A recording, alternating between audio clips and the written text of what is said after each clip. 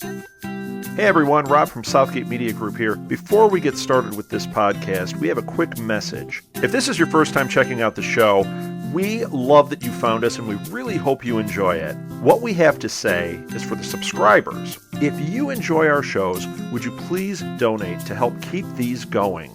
We don't want to have to put traditional ads on these shows, but this does cost money. So we really do rely heavily on donations.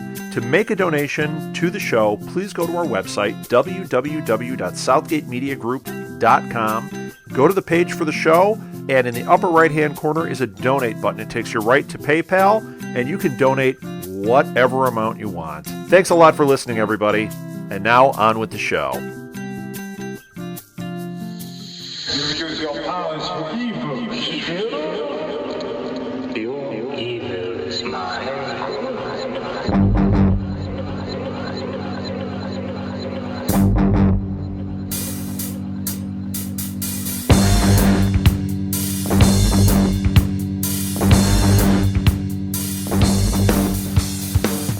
Hello, and welcome to another episode of Next Stop Everywhere, the podcast all about that madman in a blue box, Doctor Who.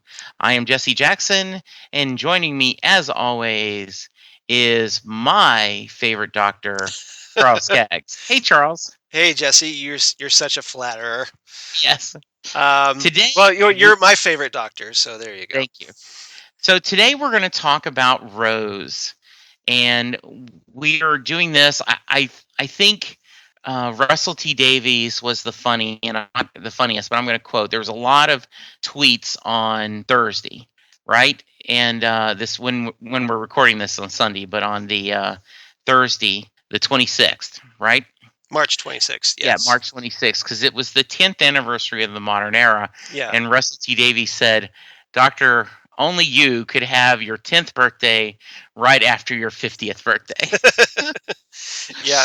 Yeah. Basically, that was one of the reasons we wanted to do this episode, was because it is so close to the 10th anniversary of the episode Rose, which launched us into this new modern era of Doctor Who that we've been on since 2005.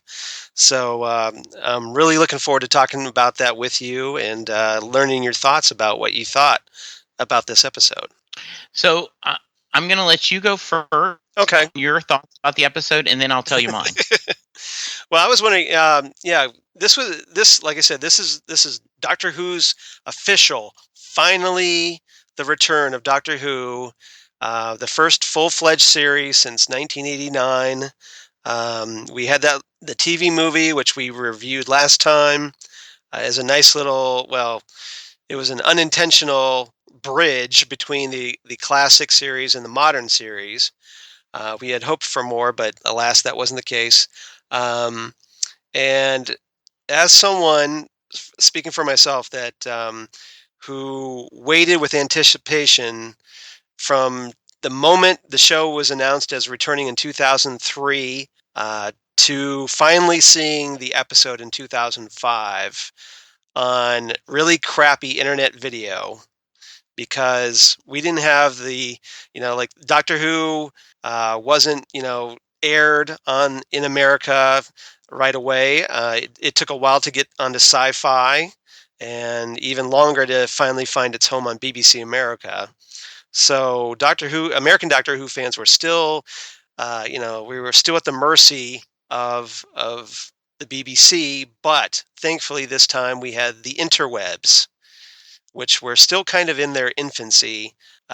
So it was we didn't have cool streaming sites at the time, but we finally got to sit down and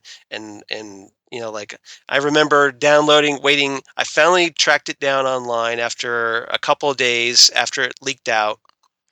And it took like a few hours just to start watching the episode, because of my slow dial-up connection at the time.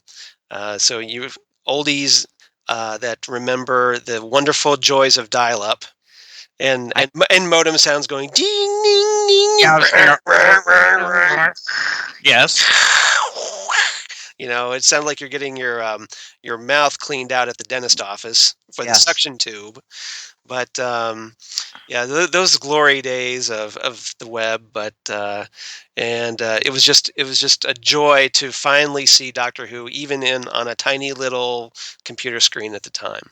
So Um, so I've got a couple of things to talk about that as we go into, but just first impressions. hmm Um, this was so much better this next time I've seen it. okay, And don't get me wrong. I mean, in fact, I will go ahead and jump ahead. I did some research, and the there was a, let me pull it up so I wrote it down specifically. Um, November 1st, 2009, on Tuning Into Sci-Fi TV yeah, forums, I wrote a new thread, Start of a New Journey, and I said I was caught up with most of my episodes on my DVR. The only thing left on it are stuff that Lynn and I watched together. So I pulled out the set of Doctor Who DVDs my friend had lent me. At the time, I did DR Who. yeah, Didn't know that was a no-no. right. I started out with Rose and made it through End of the World and The Unquiet Dead before the Cowboy Game. No spoilers, but I enjoyed all of them. And I've never understood how Eccleston could be someone's doctor. hmm I mean, because I've got them all on DVD. I had the first through 3 seasons all given at one time. And so I just was burning through those in there. And I just fell in love with Tennant. So I'm watching this one this morning, and I loved the Ninth Doctor. I mean, there is so much, and I can only imagine you Yeah. and other Who fans. You know, eh, we talked about last week that McGann won you over, hmm but I imagine this must have been like, oh my God, this is my best friend from high school that I hadn't seen in 10 years. And He's all and grown up now. and it's, you have the same rapport. The best man at my wedding is a guy named Tony and his wife Sandra. And we will go 4 or 5 years not seeing them. And when we do, it is like there's been no gap whatsoever. And I'm going to be a little self-serving here. When I see Charles and Lori, it's the same thing. And this was not when we did a podcast together. I Right. mean, it would be 2 or 3 years we had not talked. We've exchanged a few emails, and if I'm in Ohio, and or if one of them are in Texas, and we meet, it is like we had just seen each other the day before. So, I mean, is that not how you felt I when you totally saw it? I totally agree. Although for me it was a little different because like I was such, like I had the classic Who in my head. So there was a little bit of adapting to, like the new style of Doctor Who, the new So, Who. But I mean, just because it had been so long, and we had watched all these other shows. Like at the time, we had Buffy and Smallville, and so which Russell T Davies borrowed was influenced by for Doctor Who. mhm. Um, so he kind of so it kind of had that similar vibe. So I was open to it because just I would just want to see Doctor Who again, and I was trying to come into it as fresh as possible. And you had Eccleston with his northern accent, which was a little unusual for a longtime Doctor Who fan, but he's so energetic, he's into it. He's got great chemistry with Billie Piper as Rose.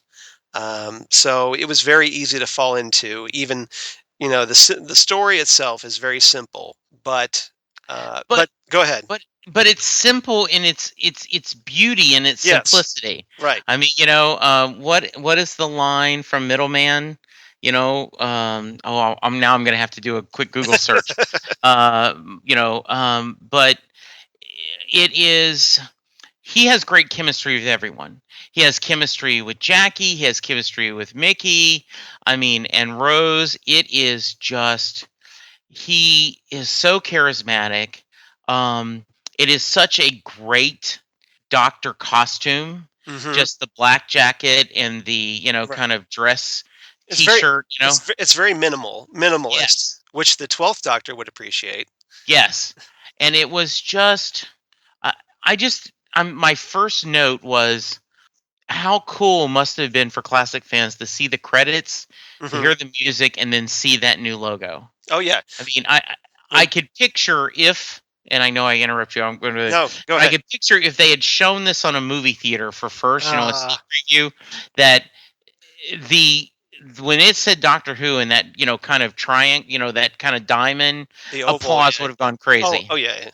Yeah, Yeah, when we get the new opening credits in this, and you hear Murray Gold's first arrangement of the Doctor Who theme, which he had gone on several times to reinvent over the past 10 years. But you see that you get the vortex, and you get that little spinning kind of oval shaped logo coming at you, and you're like, Doctor Who. And then you get that opening shot in this episode of the planet Earth, which looks way better than anything the series has ever shown before, against a beautiful starry background.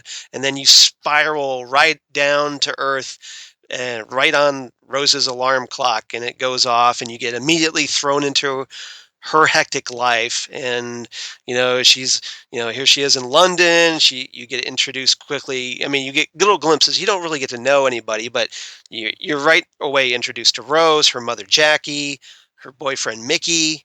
You get a good taste of of what her life is like as just a everyday London girl.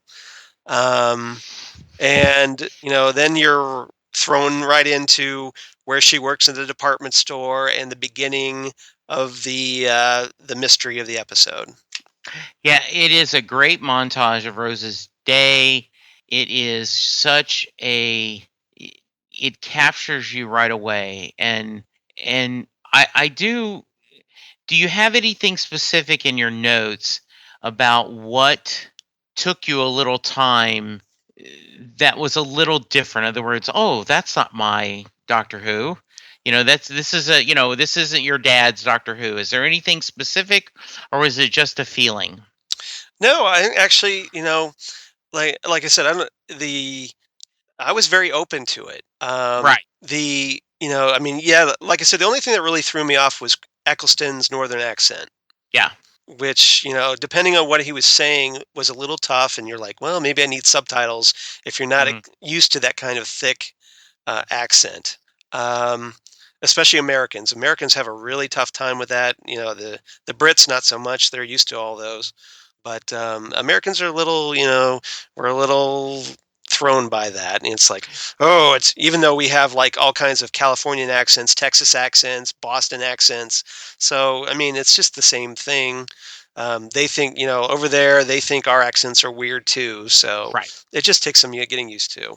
And that is one of the things that has stopped me in the past from enjoying British TV shows is that it's a different accent, it's a different pacing. Hmm. So it is, I believe, for example, Douglas Adams is someone that you have to be in the mindset to read his books because he writes in a style that is, I'm not saying difficult to comprehend, but it's a rhythm and it's a style that if you read um you know the like the Dirk mysteries, Yeah, Dirk Gently. Yeah. yeah, that I read those are like in a row, and Hmm. it was um you know I can't quote it directly, but there is a scene where the he says he's a detective, and a lady says my neighbor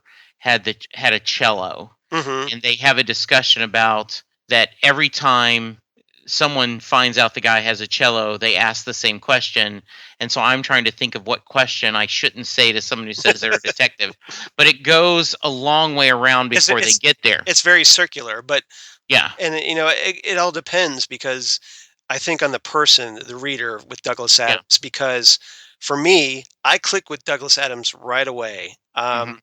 I read Hitchhiker's Guide to the Galaxy for the first time and fell in love with it. It became my Yeah. favorite all-time novel.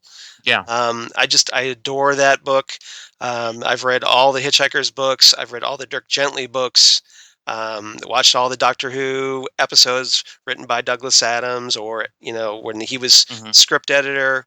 So I just and watched the Hitchhiker's TV show. Yeah. So I clicked.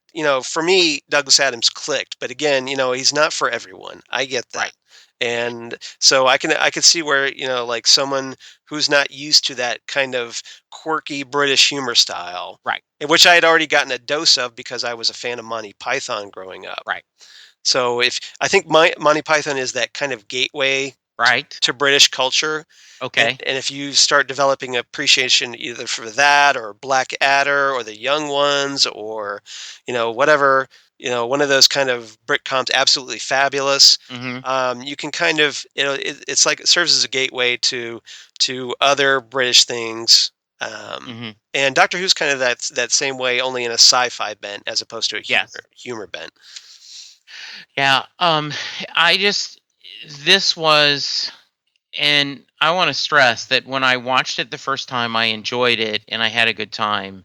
But this one, and I think it's a combination of everything.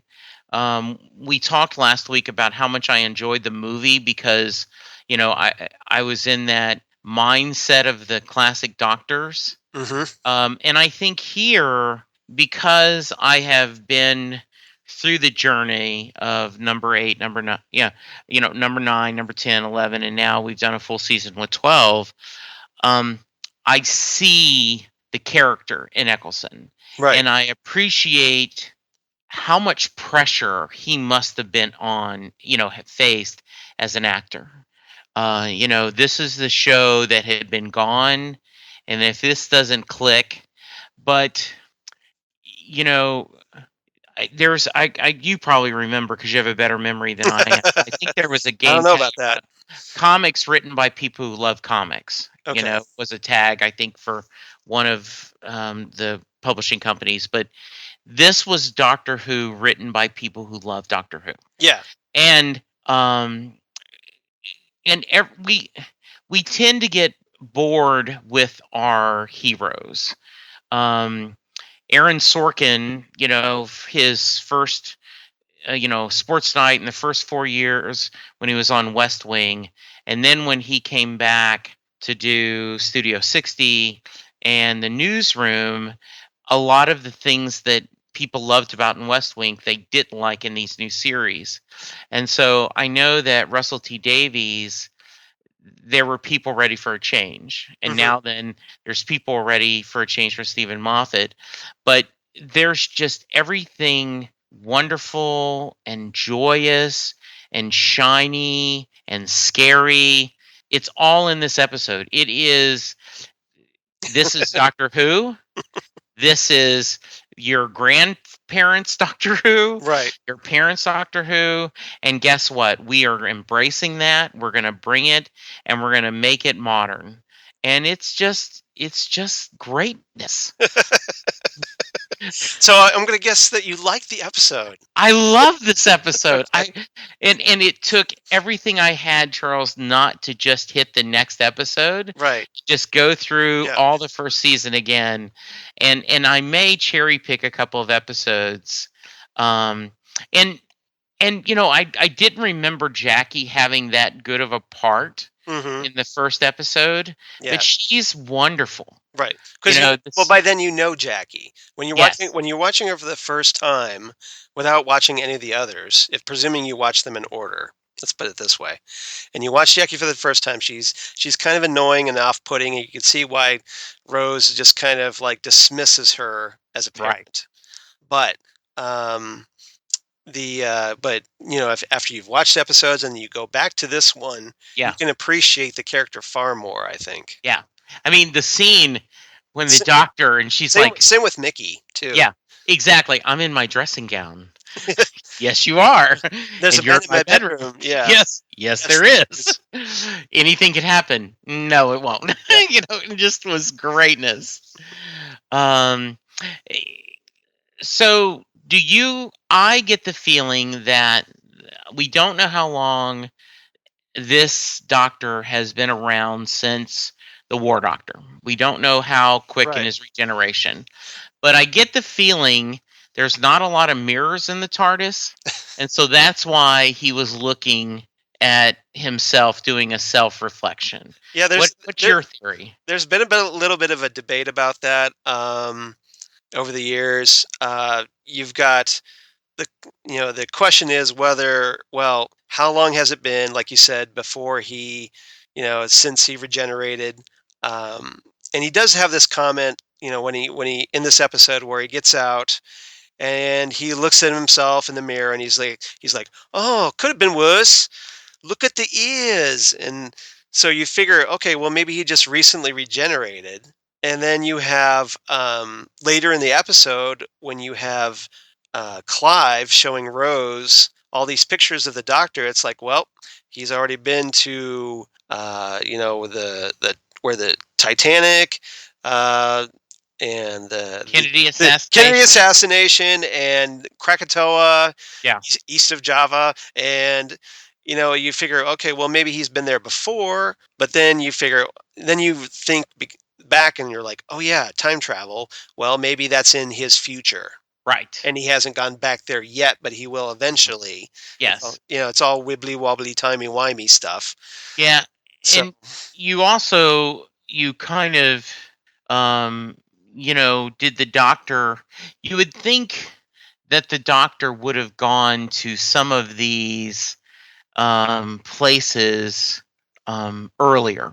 mhm, To see right. like the Kennedy assassination. But it was a great thing. I really liked the conspiracy and the way the family oh, it's one of your nutters, Yep. it's a woman, his wife has no Yep. jealousy at all, which, it's a shame she didn't see Billie Piper, else she might have been, whoa, wait a minute, Yep. and then it was sad that, though the shooting was off screen, so I guess we could hope he is alive, but it did not look like No, he survived, he's right? no. He just. It's Doctor Who. He was gunned down Yes. right in front of his family by an Auton in Yes. the mall, or in a shopping center. And yeah, he's dead because it's Doctor Who. Of course he's dead. So the little boy will grow up to be Batman. Yeah. Well, his mom's still alive. Okay, there you go. All So right. so he'll just grow up bitter and Mhm. take revenge, and he'll become an Auton hunter. I don't know. Okay. Yes. A rogue Anton See, hunter. Stephen Hunt Moffat, there's one of your story episodes. Yes. What happened to Clive's son? Yes.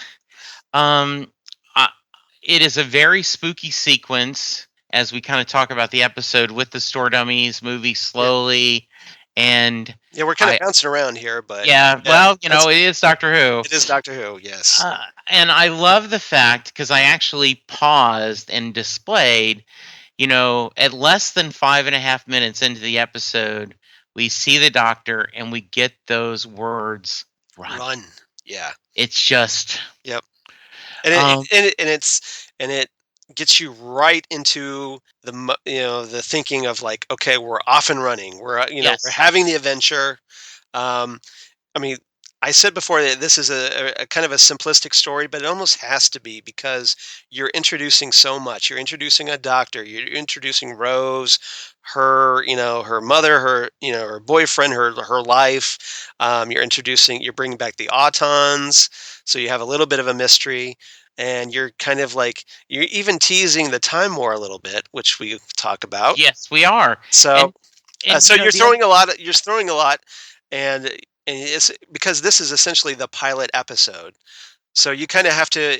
You're getting a lot of exposition, and that kind of comes to the territory. But it moves so well. It flows brilliantly as a pilot, and you have to think about it, Charles. even though it's not perfect. Yeah, it is there is a whole audience that has not watched the doctor. Hmm. And so you have to explain.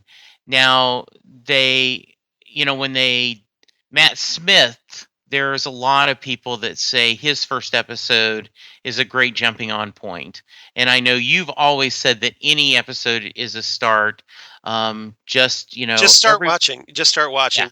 every And, comic book is someone's first comic book. exactly. Some are easier to get into than Yeah. others. Mhm.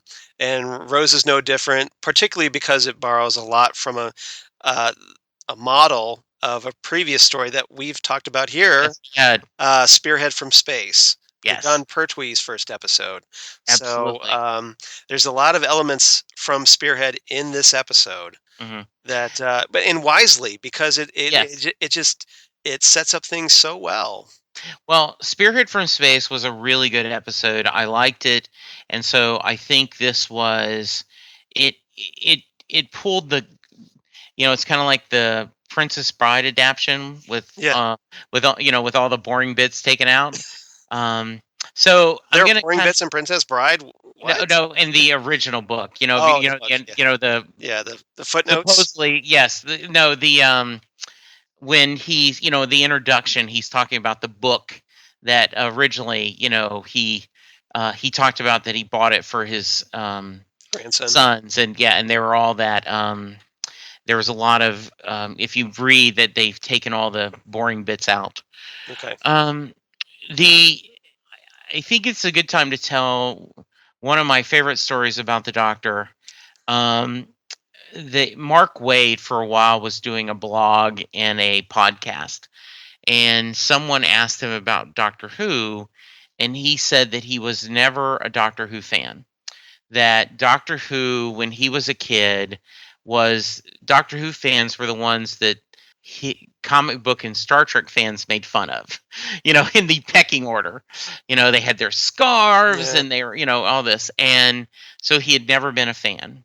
And he gave credit to another fan got him the modern era. And he said he, as a favor to his friend, watched it.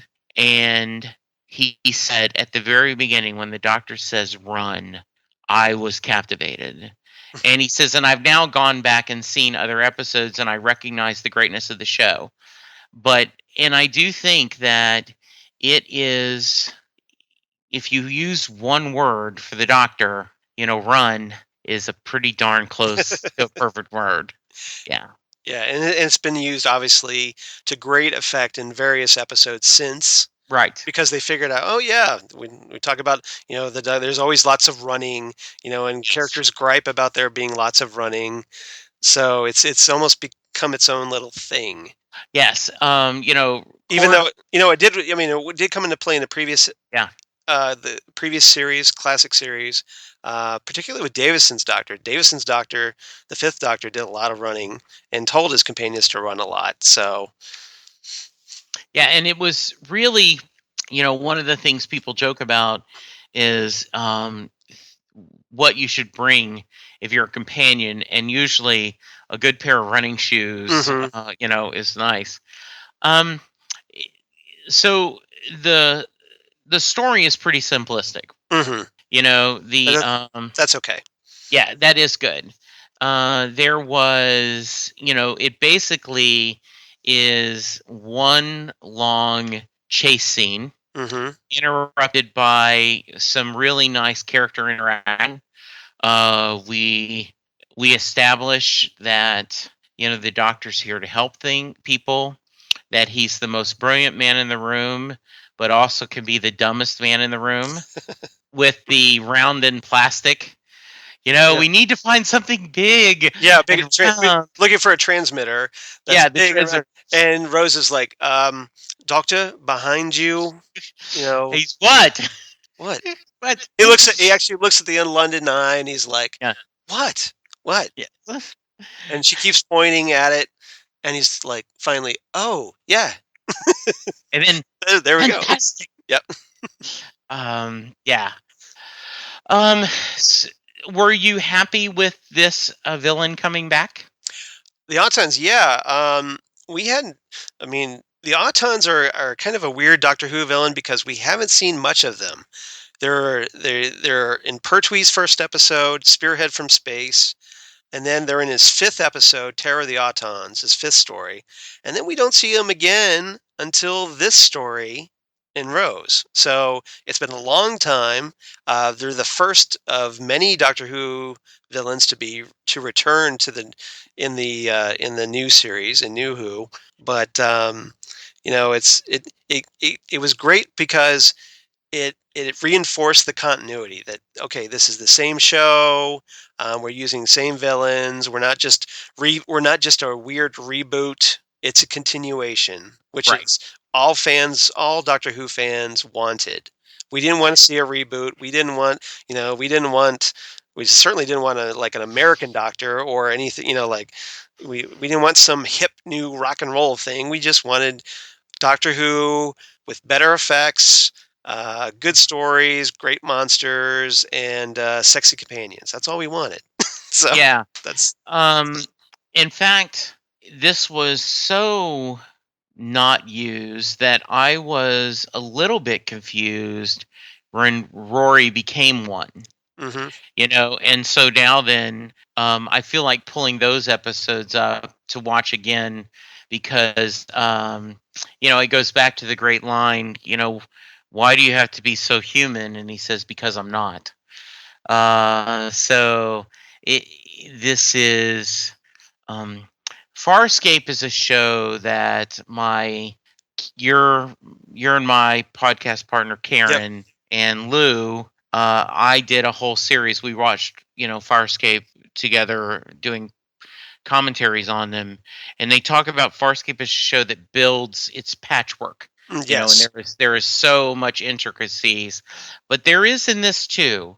And hmm I think that's one of the things that both Stephen Moffat and Russell T Davies do is they build that even in standalone episodes, there is that mythos and that weaving of a story together, which is for two wonderful comic fans like us, the continuity is just amazing. Yeah, I totally agree, and I think Farscape was one of the influences on the new series because if you look at it, the TARDIS console room, it's very organic. Yes. Like on Farscape, um, which has a very organic ship that's Yes. alive, and the kind of not like Star Trek: The Next Generation where you had aliens that had bumpy foreheads. I mean, these were really detailed, colorful aliens that we meet in the first series and onward. So yeah, and you get that kind of bantery dialogue between the hmm characters. Some of that is Buffy influenced, but I think some of that is also Farscape influenced. I think so. And there is, um, I had not thought about that, but I think because I was going to talk about that the Doctor and Rose, especially the Doctor, is clever. hmm I mean, some of the other doctors have had clever sayings and funny, but this was really funny hmm and great dialogue. I found myself, I had to stop after a while just because I could have written just one line after another line after, go have your beans on toast and don't worry Yeah, about me. yeah, You know, um, that's a great which by the rant. way, by sounds disgusting. I'm not a beans person for breakfast. I always don't like that part of an. That's a very British thing, beans on Yes, it toast. is. Yeah, But I will tell you, fried bread instead of toast, really good. Couple of years ago, we went to the English Cafe in like deep fry Austin. bread. Yeah, they pan fry it, Okay, and that's what they do instead of toast. And blasphemy. I had that with their full English breakfast with the tomatoes and the Mhm. rashers and everything, and it was really good. Yeah, full English Cafe in Austin, Texas. The night before, they showed um, a Doctor Who episode, the um, the Austin Doctor Who fan club, and Lynn and I decided we drove down and watched it on a Saturday night and made a weekend out of it. And That's so, fantastic. yes, it was Fantastic. indeed. What does Linda think of Doctor Who? I always keep meaning to ask you. What does Linda think of Doctor Who? She she likes when I pick certain episodes to watch. Um, she uh, she she likes Tenet. Mm-hmm. She doesn't. Matt Smith gives her a headache. She Okay. says he is too much like inside her head, so that she gets there. So she loves Vincent and the Doctor. I had her watch that with me, Mm-hmm. and she really appreciated that show. That's a great And, episode. yeah, and then the two-parter where he becomes human, the Yeah, Family yeah. of Blood, and Human nature. Human Yeah, Nature. yeah, She loved that 2 hour. yeah. Those two episodes. That So she's watched enough that, she more than the actual episodes, she loved the specials going up to the 50th anniversary. She loved the idea that Russell T Davies says, we know a different person plays James Bond, but we just pretend to ignore it. Mm-hmm. And it's just always the same character. With Doctor Who, we embrace the fact that it's a different actor, Right. and she just loves that idea. And so she is not a big science fiction fan, but when it's on and that's what I want to watch, she watches it with me. And I tend to pick the ones that I know are really good for her to watch. And there's peace in the Jackson household. And there is peace in the Jackson household. Now, and That's we good. talked about it at the Christmas special. My son Chris always watches the Doctor Who Christmas special with me, and that was the famous line this year: "When did House become the Doctor?" and he always Yep. is impressed with the attractive companions. Yep. He says Doctor Who always gets the girls, and I said yes, he does. Well, you should tell Chris that. Actually, House was kind of the Doctor in 2005 because Yes, he's going around calling humans apes, yes. and just being kind of an arrogant prig at certain moments. Hmm. So yeah, there's a lot of that alienness and that there's a little disdain for humanity there in Absolutely. Eccleston's Doctor that we're introduced in this very episode. See how I brought that all that full I circle. love that. Did Yes. that? Okay. So how do you rank Eccleston among the doctors? Eccleston's definitely up there. I'd say um, because he only did the 13 episodes before saying, "Okay, I don't Right. want to be typecast. I'm out of here."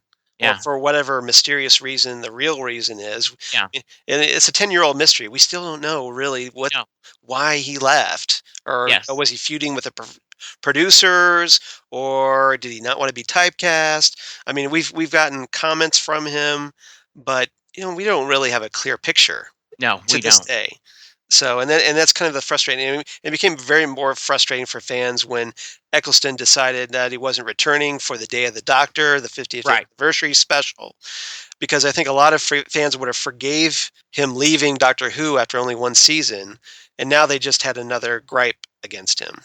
Yeah, I have said this, and I think the 50th anniversary special was 99.9% perfect, and the one little part is Yeah. I would have liked the War Doctor John Hurt to have been Yeah, Eccleston. I mean that, and I read recently that Russell T Davis, no, Stephen Moffat, right, said it would not have been right to use his face without his permission versus using all the yeah. doctors on the sequence at the end was different. And yes, that is the small imperfection. Yeah, because I mean, it's pretty obvious that the War Doctor is a Ninth Doctor replacement, Yes, especially in the barn scenes with Rose, quote unquote, right. who that you could easily see Eccleston's Doctor, and I think that's why Moffat wrote the Rose duplicate or whatever you want to call it, the moment, Right. as in those scenes because they wanted to see Eccleston and Billie Piper together again. But obviously that wasn't the case, and so oh well, And a missed opportunity.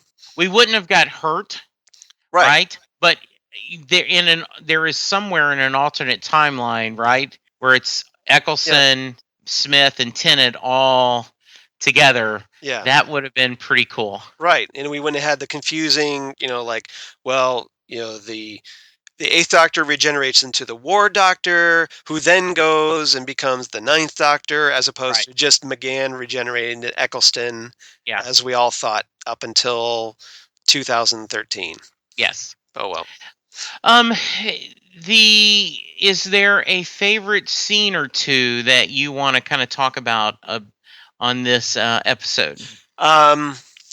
Let's see. There's a lot of good scenes. One of my favorite scenes is this long tracking shot of when the it's just after the Doctor and Rose have been attacked by the Auton arm in Rose and her mother's apartment or their Mhm. flat, and the Doctor just leaves, and he's like, you have to wait. Rose is like, wait, you have to tell me what's going on, and he's like, no, I don't. Yeah. See you later. And he starts walking off. This is me swanning off, and Yes. walks down the stairs, and she follows him, and Yeah. they walk and walk and walk, and this is this long scene with no break, where they're just Yeah. talking back and forth, and Rose is trying to get information from him, and he's being evasive, mysterious doctor guy, and but all at the same time, I think he kind of knows that if he is evasive, it'll encourage her to come along, Yeah. even though he's trying to say, okay, go home. I think there's a part of him, maybe he doesn't realize it at this point, Yeah. but because he is trying to shrug her off, but I think part of him wants wants Rose to come along with him and travel with him in the TARDIS. Yeah. I love that scene. I did love the wonderfulness of when Mickey has the fake hand. Yeah, And so when it's really attacking the Doctor, she's like, "What is it about men? You give them a fake arm, they need to." And so that was really good.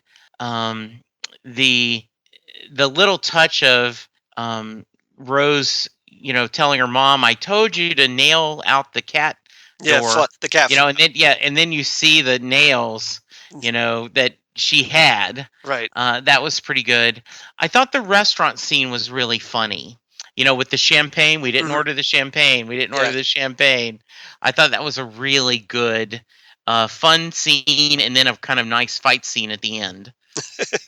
Yeah. Yeah, that reminds me of my frustration with Rose as a person in this episode, Okay. because she's very dismissive of both Mickey and her mother in this Yes. episode. Um, when Mickey drives her to go see Clive, and so that she can get background on the Doctor, um, he's sitting there in the car, and then he gets out after seeing this plastic trash bin start moving around, and of course, guess what? It's an Auton trash bin that just happens to be there, and he gets stuck to it, and then it finally swallows him whole, and we get this really annoying comedic burp with it, which I thought that they could have just left out. I thought it was a little silly, but then he gets replaced by Auton Mickey, Yes. who's sitting there in the car. He's got like a almost like a drawn on Yes. hairline, and his face is all plasticky and shiny. And Rose just gets in the car and is completely oblivious when anybody looking directly at him would notice, hey, what's up with you? You look completely different from my boyfriend. But she's all in Rose world and Right. doesn't care enough. So she just was like, oh, okay, I will go out for pizza. Mhm. And then And she doesn't notice he can't drive. yeah, I mean, he starts Yeah. weaving around. I guess that maybe Yeah. he's a really bad driver to begin with, but which I thought was kind of weird. Um, Yes. and then later, I mean, she's kind of cruel to Mickey again when at the end of the episode, um, when the Doctor, after like the TARDIS disappears, we finally get to see the TARDIS disappear after like little teases throughout Yes. the episode, because like the first time we only hear it dematerialize, And the next time we see the TARDIS arrive, but we don't actually see it materialize. And then finally at Right. the end, the audience sees the TARDIS dematerialize, rematerialize. Hmm. Um, and then Rose is like finally decides, okay, after the doctor's, laying down the, oh, by the way, did I mention it also travels in time? Yes. Fine. Drops that, and then she's like, "Oh, hey, maybe I'll go for a ride." So she tells Mickey basically, "Thanks for nothing," Yes. and then just runs off. Now this is after her mother had called her all upset after being attacked, and she's just Yes. like, "Oh, I'm hang up." She Yes. hangs up on her mom, who now, like maybe her mom really wanted to talk about being like almost killed Right. by Autons, but Rose is all in Rose world. So yeah, it's just one of those things that kind of annoyed me about Rose in this episode. Obviously, there's better episodes for Rose, and she's much more Yeah. compassionate. But in this episode, she's kind of not entirely likable. I do. I was taken back again by how unlikable she was to Mickey. Hmm. Now I did think it was funny about him saying we should go for a proper drink Right. after the store blows up, and she's like, "There's a match on." Yeah. No, no, no. I want to get you. Well, okay, we could catch the last 5 minutes. And, Yeah, and I uh, laughed at that, and I get that. Okay, yeah. well, maybe Mickey's not the best boyfriend, Right. but you don't have to treat him like crap, especially since he was Exactly. almost like he was captured by Autons. Yeah. It's like Exactly. doesn't happen every day. But So another thing that I noticed about this is this reestablishes that the Doctor is the world champion name dropper, right? he always This is. the symbol hordes of Genghis Khan could Yeah, not get that door. yeah. Believe me, they They've tried. tried. Yep, Yes. yep. Which is a great Uh, line. I love that line. it is a great line.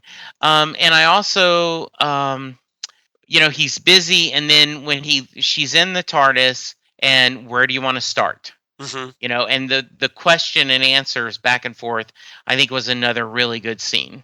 Yep, Yeah, I good. totally agree. Um, Anything else we need to cover? let's see. Let me look down at my notes here. Okay. Let's see. Rose, obviously, we get the whole business of the bigger on the inside. We've Yes. initially Rose, when she finally is forced to go inside the TARDIS for the first time, and she jumps right back out really quickly, and then she's like, "Okay, I guess I got to go in because this Auton's banging on the door coming in." So she goes inside, and then we get this huge panoramic look at the TARDIS interior, which is just huge, enormous. So And Charles, you're watching this yeah, on a quasi legal download. What were your wink, thoughts? nudge, nudge, Yeah. say no more.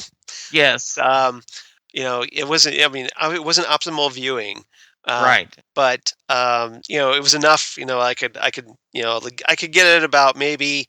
I'd say like the picture because I'd say it was about maybe 5 by 5, maybe a little longer, maybe 7 by 7. But Okay. anything larger would have like the resolution was so crappy back then. Yeah. Just it would have been completely unwatchable. So I left it at like a 7 by 7 or something. Uh, Okay. and you're just like, wow, that's the TARDIS. That's what it looks like, and it looks completely different from anything we've seen before. As we learn later, it's the Coral desktop theme, Yes. and and it looks very organic, and like I said, very Farscapey. Uh, Yes. and which I think is very cool. And there's smoke coming out, and Mhm. wires are everywhere, and it looks, it's like a I forget. I think it was the 11th Doctor who said that it was the Doctor going through his grunge phase, Right. which I thought How was long fine. how long did you have to wait till it was on Sci-Fi Network? Quite a while. I think it. Okay. I don't think Sci-Fi picked it up until 2006, the next year. Okay.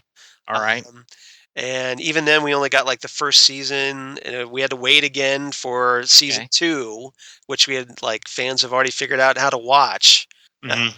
Like if you were a Doctor Who fan and you had a buddy who was really good with computers, you got him to download and burn you some episodes on DVD-Rs.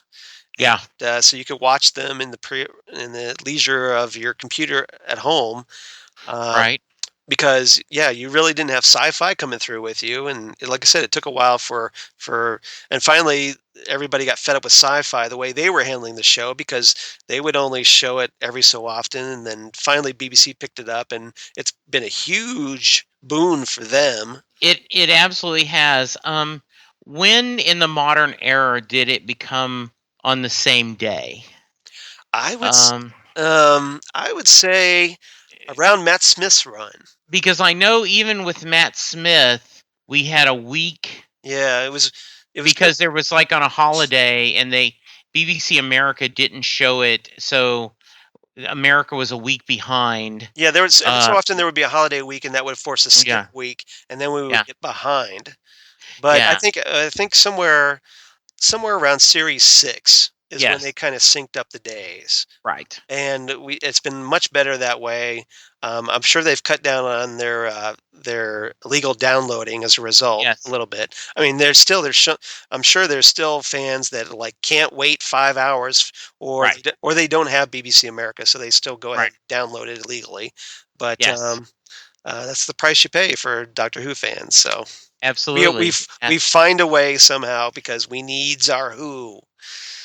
I will tell you that the um, I believe it, I can't remember if it was A Good Man Goes to War or The Wedding of River Song, but one of those um, I I did watch it through internet means, Hmm. because I think I didn't want to wait the week, Right.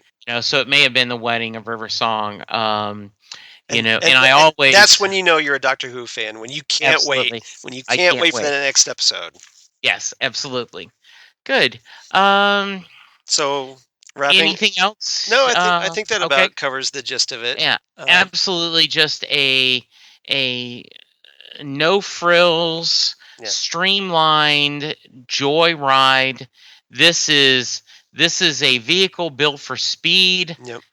and so you do not have a lot of the extra frills on it, but it is a wonderful ride and Yeah. so much fun. Yeah, I think I would just like to add, though, if you're hoping to get someone hooked on Doctor Who with this episode, I would definitely recommend watching The End of the World right afterward. Yes. Because I think if you're not hooked by the end of this episode, you're definitely hooked by the end of the world, Yeah. which is a lot more. You got aliens, and it's much Yes. more out there in outer space. So, Hmm. so it definitely has more of a sci-fi feel, as opposed to like Yes. a creepy horror feel. Yes. So, and And the face of Bo. and the face of Bo, right? Yes, indeed. Mm. All right. Favorite line. Favorite line, it's the big one. It's where Eccleston is talking to Rose just before entering the TARDIS after leaving her flat. He says, "I can feel it, the turn of the earth. The ground beneath our feet is spinning at 1,000 miles an hour. The entire planet is hurtling around the sun at 67,000 miles an hour, and I can feel it. We're falling through space, you and me, clinging to the skin of this tiny little world. And if we let go, that's who I am. Now forget me, Rose Tyler. Go home." Yeah, very nice. Um, you know, if I wanted to be simple, it would be, run. But I loved this one. Ariana got 2,000 quid off the cancel because the old man at the desk said she was Greek. She is Greek, but that's not the point. It was a valid claim. Yeah, Jackie's kind of hysterical when keeps Yes. wanting Rose to get compensation. Yeah, compensated. She deserves Compensated. compensation. Exactly. And she keeps saying it over and over Yes. again.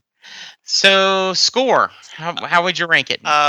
Because this is kind of just an introductory episode, it's not as high, but I give it 8 out of 10 Auton brides crashing through the windows. So I must be in a good mood or in the mind because I gave it 9 breast implants. Ooh, that's very nice.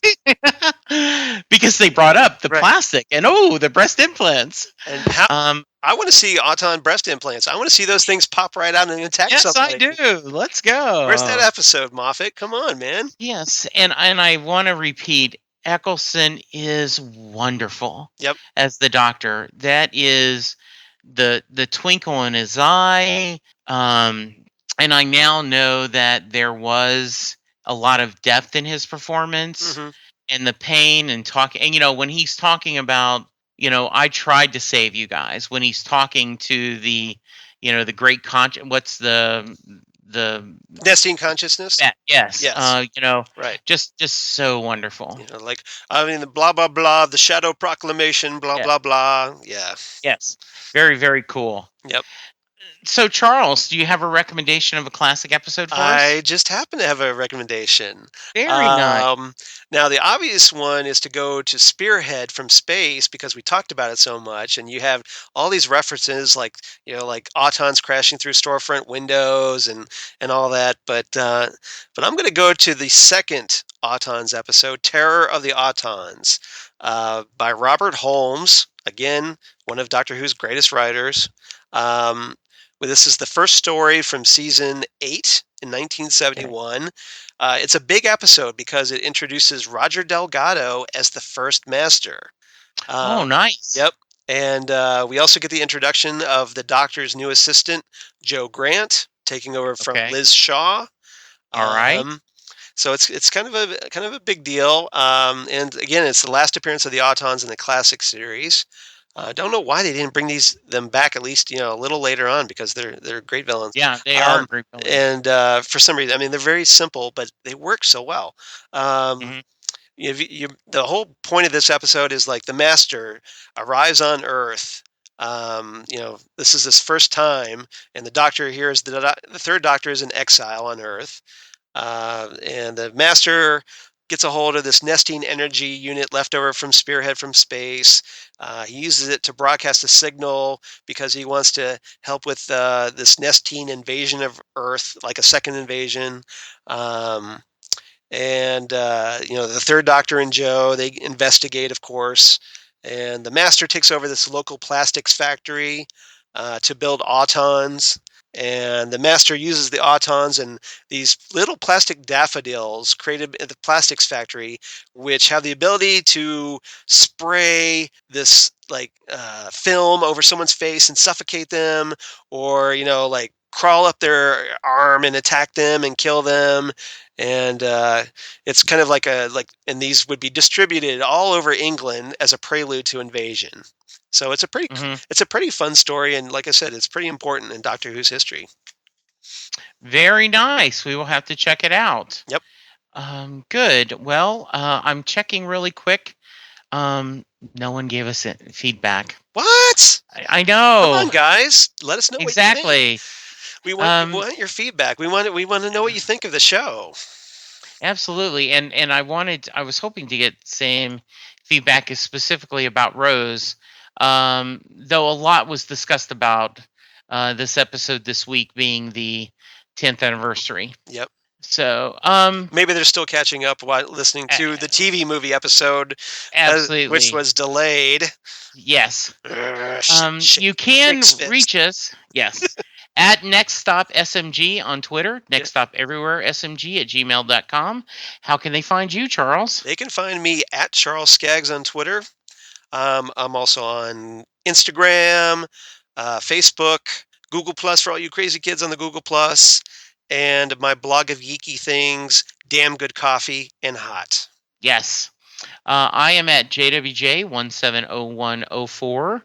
I am on Instagram as Jesse Jackson, Facebook, and we would love to hear you. What are we talking about in 2 weeks? Yes. Because I'll be traveling next weekend. Yes, Jesse Jackson will be the world traveler once again, but this time on vacation, a well-deserved vacation. Thank you. Yes, heading to Kentucky. Yes, with he and his wife, Linda. They go get some bourbon. Absolutely. Kentucky bourbon. Yes. We're going to be talking about Smith and Jones. The my favorite companion. yes, Martha Jones. The introduction of Martha Jones as 10th Doctor companion. So it's we've already had we talked about Rose Tyler. So and then we thought it was kind of we didn't want to do Rose and the 10th Doctor. So we decided Yeah. to skip ahead a little bit, do Smith and Jones, and that way we get to talk about Martha, who we both feel is very underrated as a companion. I do, and I am going to be crushed as I watch her, and I don't love her just as much as I always have. She is just by far one of my favorite companions. Absolutely great. Thank you guys. Please go to iTunes and rate us and give us a review. Please send us your feedback and let us know what you guys want to talk about. We have the next 5 or 6 weeks planned out. We did get a couple people suggest that they would love to talk for us to do a couple of the audio adventures that gives them a chance to listen to us. So I think we are going to do that. Now I've sent you a list, so I need you to go through and pick some so we can get going on that. Absolutely. So for now, I wanted to say thank you, Charles. As always, loved spending time with you. And thank you, audience. Keep hope alive. And remember, the adventures come without us looking for them. Very nice. Thank you. And we'll talk to you in a couple weeks. Bye, everyone. Bye.